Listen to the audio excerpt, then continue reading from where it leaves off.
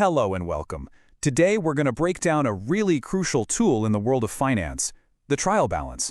Now I know that sounds kind of dry, but think of it more like a quick health check for your company's financial records. It's the first step to making sure everything is in order. So imagine this. You've been logging transaction after transaction, maybe for weeks, maybe for months. You're staring at this ocean of numbers. How in the world do you know if it's all mathematically correct? Is there some way to quickly check for errors without having to go back and review every single entry one by one? Well, there is, and here's our game plan for today. We're going to start with what a trial balance actually is, the accountant's big checkup. Then we'll cover the one golden rule that makes it all work. After that, we'll get hands-on and actually build one. I'll even give you a little trick to make things easier. And finally, we'll ask a really important question. Just because it's balanced, does that mean it's perfect? All right, let's dive right in. First things first, what exactly is this thing we call a trial balance? Okay, that definition sounds a little formal, but I want you to focus on one key phrase there: test the arithmetical accuracy. That's its whole job. The trial balance is not some magic wand that finds every possible mistake. Its main purpose is super specific. It's a fast, powerful way to see if your total debits equal your total credits. It's the very first sign that your bookkeeping is mathematically sound. So how does this actually work? Well, it all comes down to the single most important rule in all of accounting. This is the bedrock principle that the whole system is built on. It all starts with something you've probably heard of: double entry bookkeeping. For every single financial event, there are two parts. The first part is the debit. A really simple way to think about it is that debits usually increase things you have, like assets, or things you've spent, like expenses. And for every single debit, there has to be a matching credit. And here's the absolute key: it has to be an equal credit. Credits usually increase things you owe, like liabilities, or the owner's stake, or your income. This perfect balance for every single transaction is the engine that drives everything. So here's the logic, right? If every tiny individual transaction is perfectly balanced, it just makes sense that the grand total of all your debits has to equal the grand total of all your credits. It's not a suggestion, it's a law. If that scale isn't perfectly balanced, you know with 100% certainty that there's a math mistake somewhere. Okay, theory is one thing, but let's get our hands dirty. How do we actually build one of these? Let's walk through the process step by step.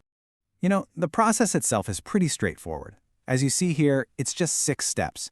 You figure out the final balance for every account, you list them all out, you sort them into debit or credit, you put the numbers in the right columns, you add up both columns, and then you do that final, all-important check to see if they match.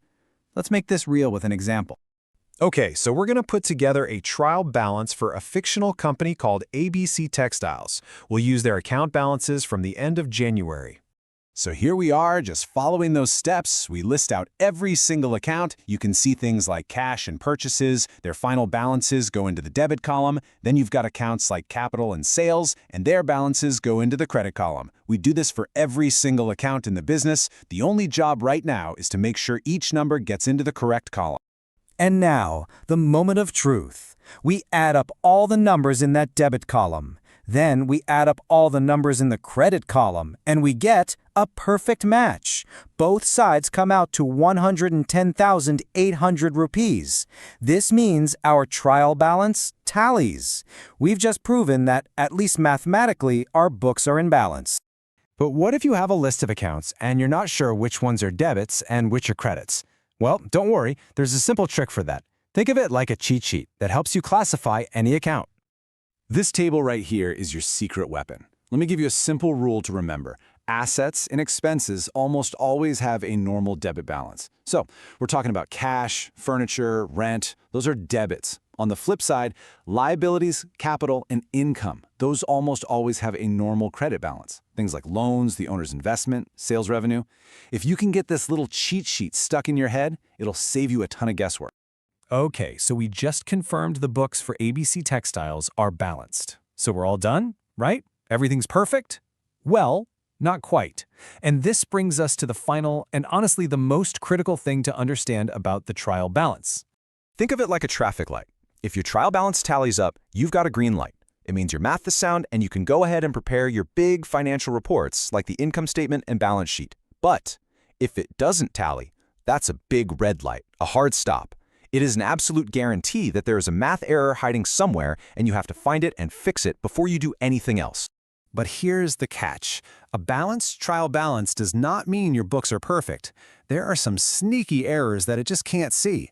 For example, if you completely forgot to record an entire transaction, the books would still balance, but they'd be wrong. Or what if you debited office supplies instead of repairs? It would still balance. What if you accidentally typed in 500 rupees instead of 5,000 on both sides of an entry? Guess what? It would still balance. In all of these cases, the math is right, but the accounting is just plain wrong. And that's really the final thought I want to leave you with. The trial balance is an absolutely essential first check. It confirms your bookkeeping is arithmetically sound. But it only answers the question, do the numbers add up? It leaves the much more important question for you to answer, are they the right numbers?